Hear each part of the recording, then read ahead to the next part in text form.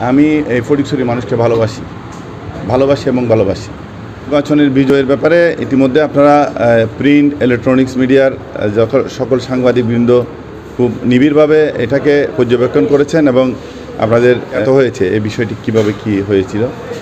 আমি মনে করি এই নির্বাচন জনগণের সম্পৃক্ততার যেই বাধা ছিল সেই কিছুটা বাধা থাকলেও পুরোপুরি বিষয়টা প্রশাসন অত্যন্ত নিরপেক্ষতার সহিত পালন করতে পেরেছেন। আমি প্রশাসনকে অসংখ্য ধন্যবাদ জানাচ্ছি।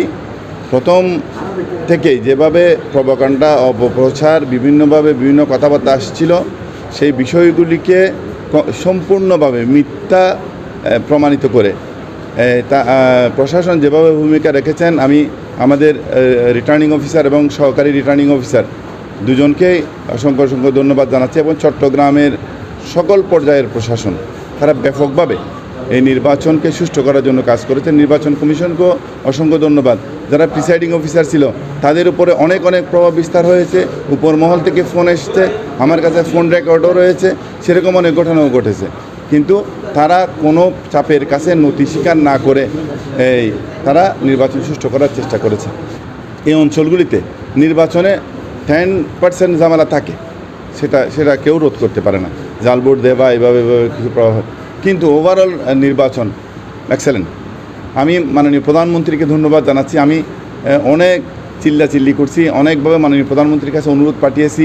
আমার মনে হচ্ছে মাননীয় প্রধানমন্ত্রী পর্যন্ত আমি সাধারণ কর্মী হিসাবে সেই মেসেজ গিয়েছে। আমি আমার ভালোবাসাটুকু যেন ফটিকছড়ি মানুষ গ্রহণ করে, সে ভালোবাসার প্রাথমিক বহিঃপ্রকাশ তারা ঘটিয়েছেন। আমি কৃতজ্ঞ, আমি ঋণী থাকতে চাই তাদের কাছে, এই ফটিকছড়িবাসীর কাছে। 14 জন চেয়ারম্যান আগের দিন 2 দিন 3 দিন আগে পক্ষ ত্যাগ করে ঘরে গিয়ে টাকা পয়সা দিয়ে প্রভাব বিস্তার করে ভোট চেয়েছে। মোটর সাইকেলে বসে দেখলাম যে আমি অনেক চেয়ারম্যান পাড়ায় ঘুরেছেন। তার একজন মেয়র সাহেবও ব্যাপকভাবে প্রচার করেছেন, মানে তিনি বারবার বলছেন যে আমি উন্নয়ন করতে হলে এরকম করতে হবে, এরকম করতে হবে। তারপরে অনেকেই ব্যবহার হয়েছে এই যে সনাতন ধর্মের বাড়িগুলিতে গিয়ে ভোট দিতে না আসার জন্য। আপনি কিফাইনগর সেন্টারে আমাদের সহকারী প্রিসাইডিং অফিসারকে ব্যাপকভাবে মারধর করা হয়েছে, আমাদের লোকজনকে ব্যাপকভাবে মারধর করা হয়েছে। কেন্দ্রে ভোটার না আসে, তারপরেও তারা মানে জীবনের রিস্ক নিয়ে কেন্দ্রে এসেছে। তার চেয়ে বড় পাওয়া আমার মতো অতি সাধারণ একজন মানুষের জন্য আর কি হতে পারে।